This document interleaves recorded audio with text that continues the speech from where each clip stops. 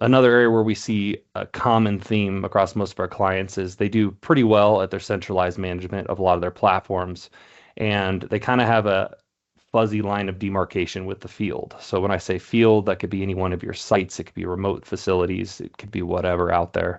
So you may see these centralized teams managing it up until you get down to, say, maybe the core switch at a facility.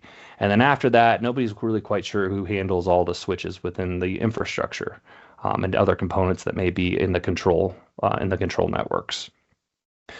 So this example I'm bringing up here is one we've done with a couple folks over the years, and it's a spot where they typically have automation engineers, I&E engineers, people with many faceted roles managing the control networks, and they don't have the adequate skill sets or time, nor do they really care about the cybersecurity aspect of the environment. They just want to make sure the environment is running. So this site in particular had goals to reduce their network device vulnerabilities. They'd already gone through at some point in the past and made sure they had hardened everything at one point or another. Over time, this technology started to drift. They wanted to make sure they replaced all their end-of-life switches in the environment.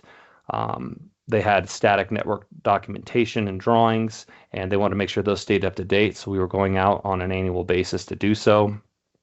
And since they didn't have ports locked down and nobody was really managing the switches in the field, they wanted to identify if there was any unauthorized equipment or shadow IT conduits in the OT switching infrastructure that they were not able to visualize or control, that could lead to an attack. So the key outcomes we had in this case here is we're able to address all the vulnerabilities and end-of-life hardware. We did identify an unauthorized cell modem that was providing out-of-band access to a critical PLC.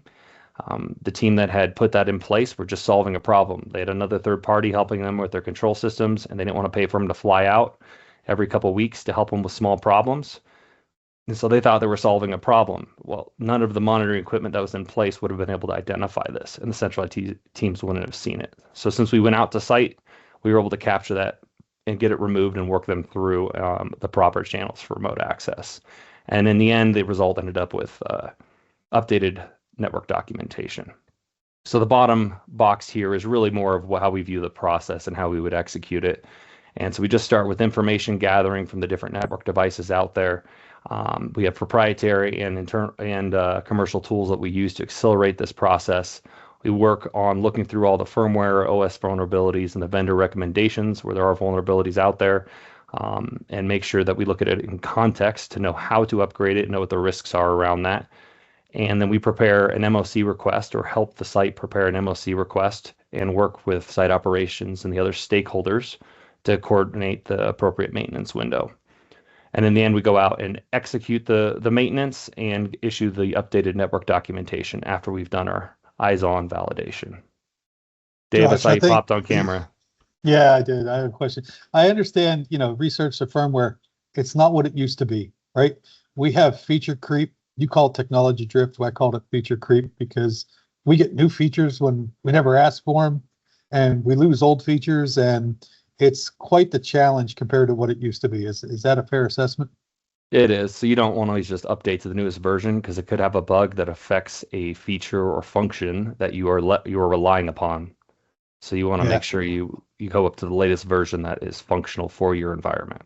Right. And if there's features in there you haven't done, you kind of take a step back and say, wait a minute, is this going to leave me with a hole or help me?